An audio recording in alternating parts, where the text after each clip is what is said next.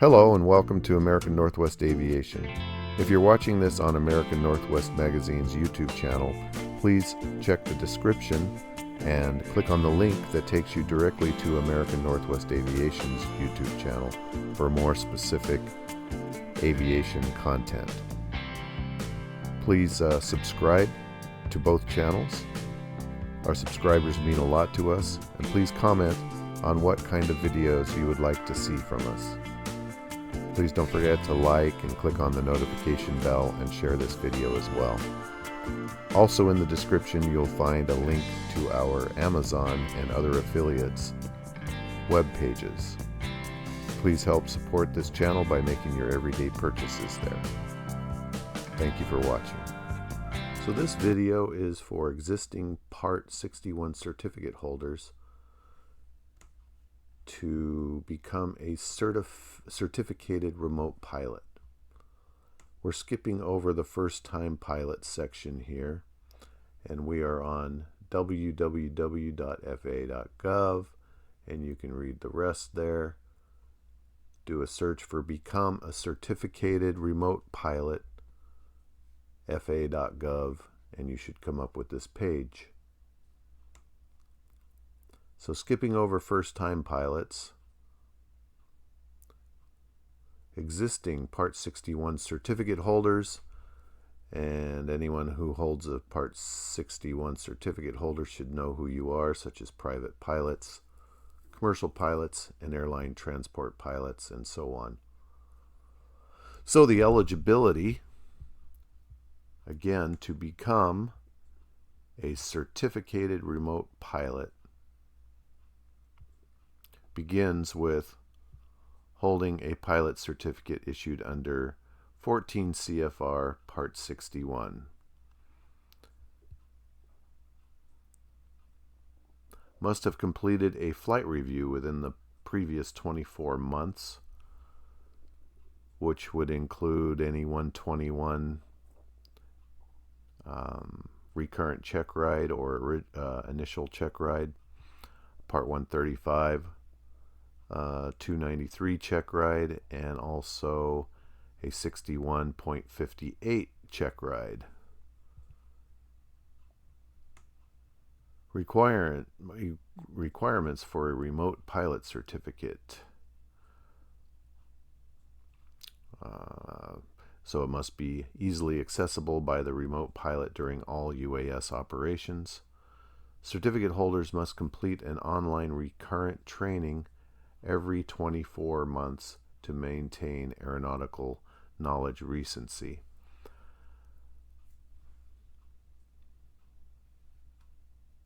Looks like there's no charge for that. Let's just click on there and see where it takes us. Okay, this would be another video, so we'll just continue on here.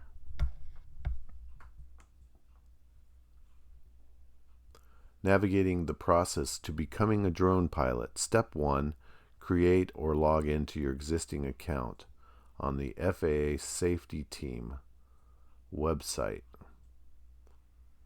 Now this is separate from the IACRA.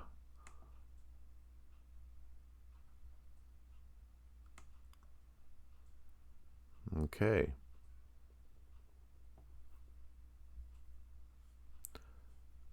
We won't go over this, just go to this web page and create your account or log in.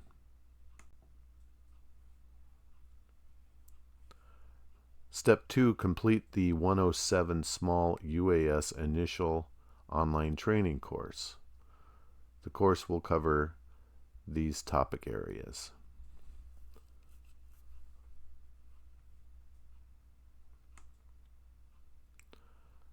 Regulations, weather,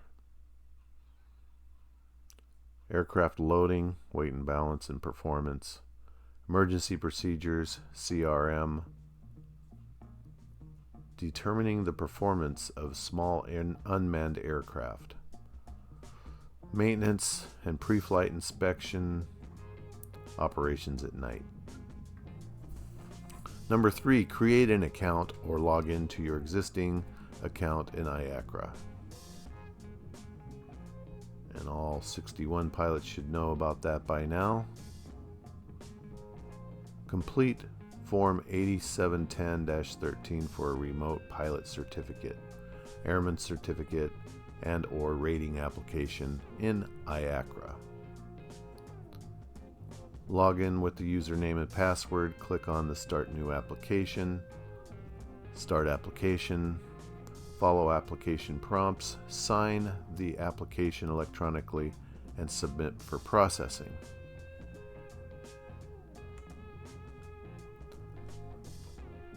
Step 5. Make an appointment with one of the following entities to validate your identity.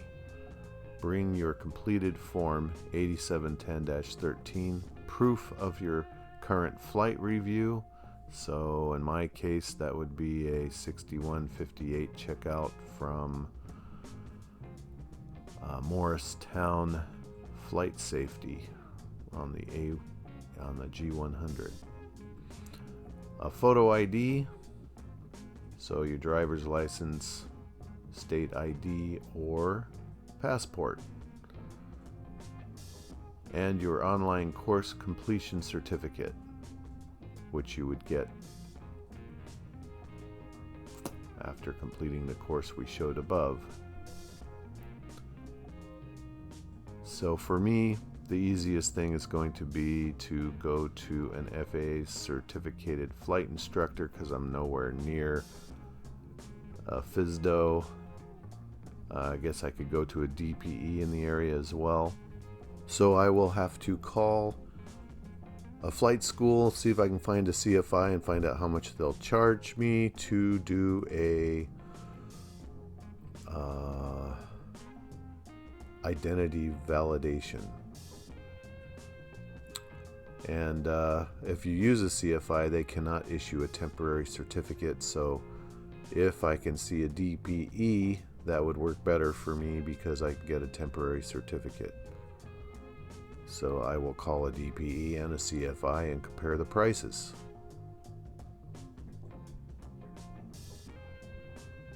I imagine that to receive your certificate, 107 certificate, that you will have to wait quite a while.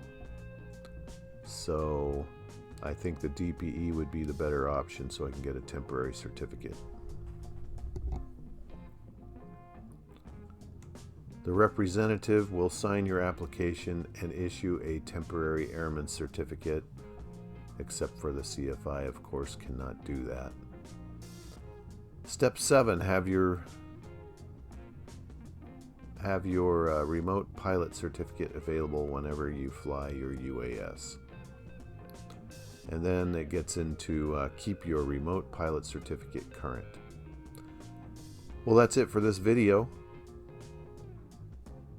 Thank you for joining us. Please subscribe and like and share this video, and comment on where you're watching from. And there are some links in the description that would help support this channel by making your everyday purchases on Amazon. Thank you again.